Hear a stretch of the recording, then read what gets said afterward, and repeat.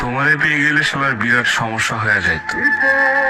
সব কথা তোমারে বলা লাগতো, লেখার মতন কিছুই পাইতাম না। দুপুরে হয়তো তোমারে পাইতাম ঠিকই, কিন্তু সারখার করা দুপুর পাইতাম না। বিকালে নিয়ম করে তোমার লগে হাঁটা লাগতো, বিকালের বিষাদ পাইতাম না। সারা রাত তোমার সাথে ফুসফুস করে কথা বলা লাগতো, রাত আমারে আর পাইতো কই।